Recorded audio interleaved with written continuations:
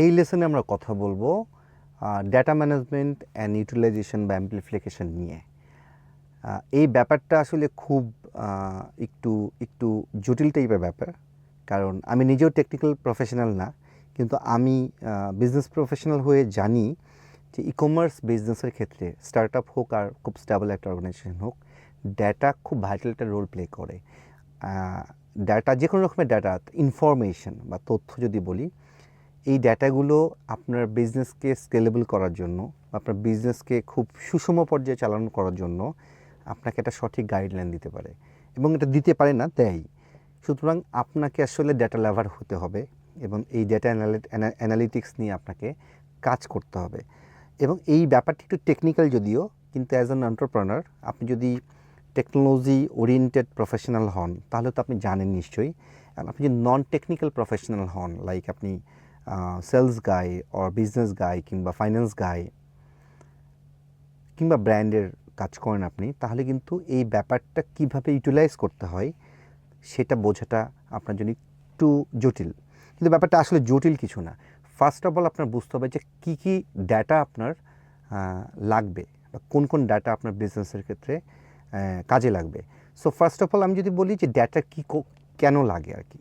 So capturing data is the promise many believe will allow them to stay competitive and run a successful e commerce company.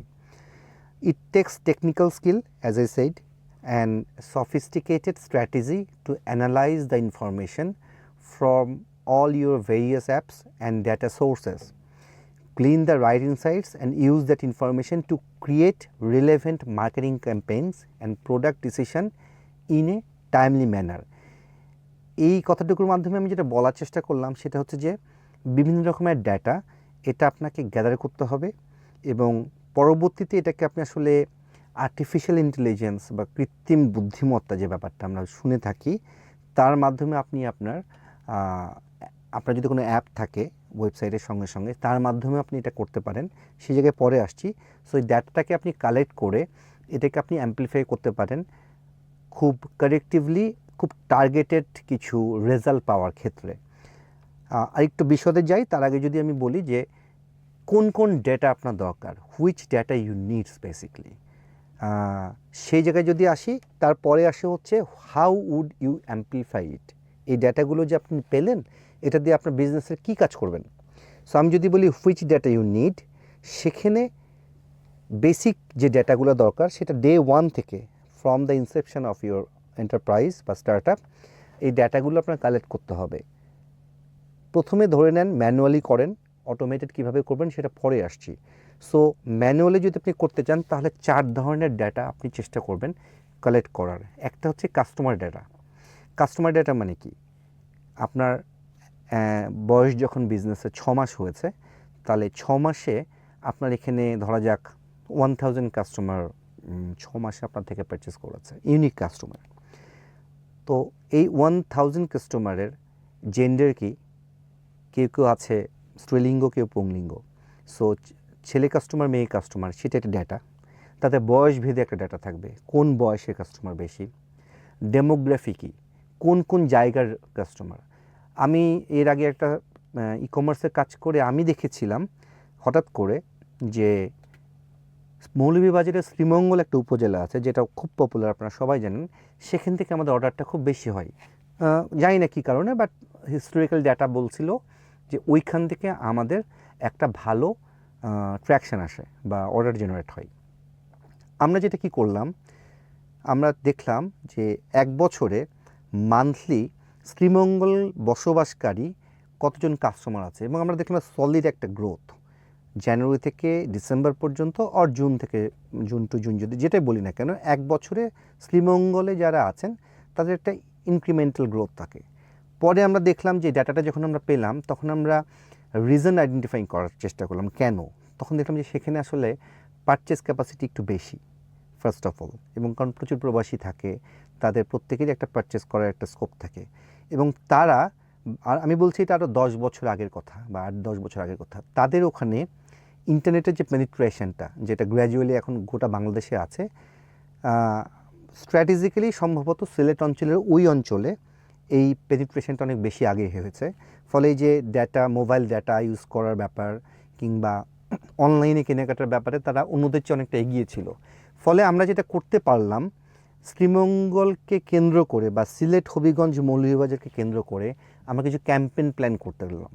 So first of all এটা আমাকে help করলো to understand ওই অঞ্চলকে কেন্দ্র করে একটা campaign plan করা যেতেই পারে, সেটা অফলাইনে হোক, ইভেন্ট হোক বা অনলাইন হোক।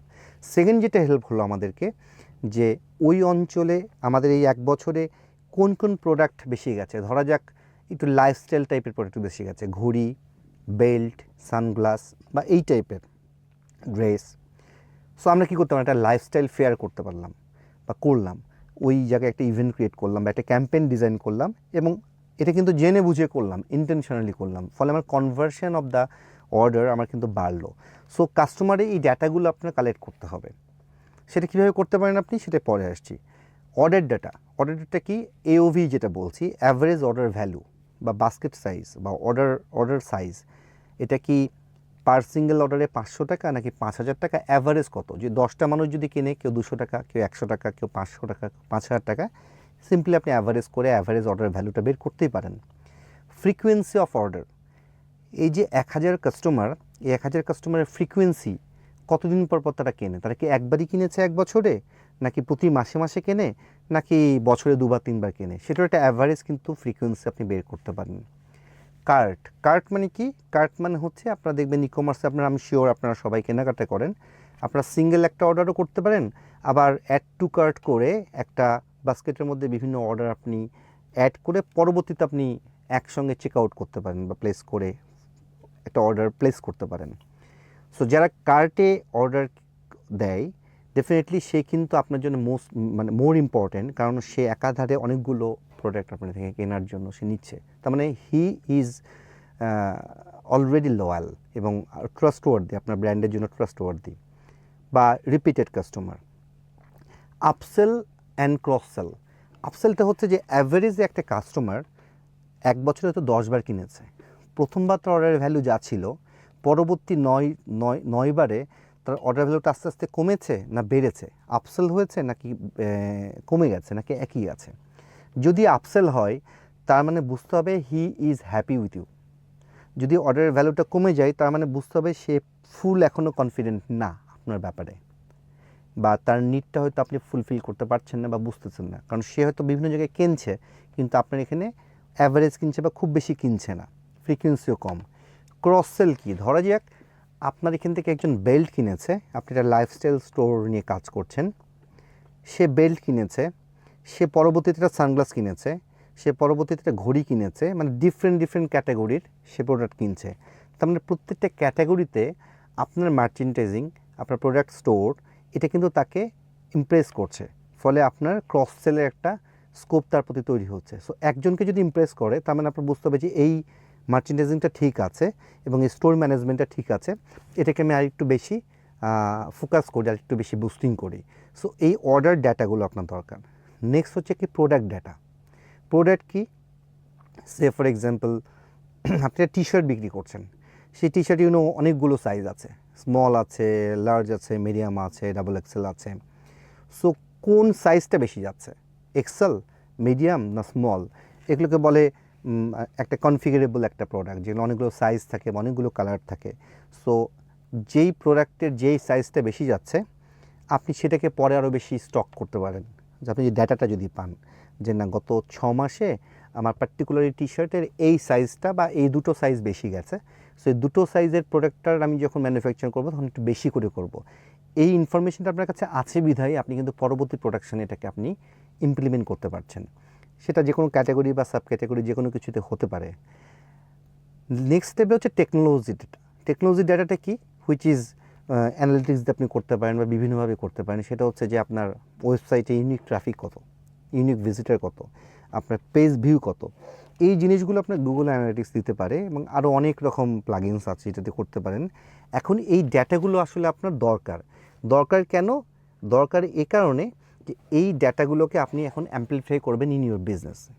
So let's say you have unified your customers inventory and campaign data by bringing it all into one smart platform. আপনি সব ডাটাগুলো পেয়েছেন, You have also simplified your data by focusing only on the 3 pillars of e-commerce data to identify patterns for growing revenue and increasing customer lifetime value while moving inventory more efficiently.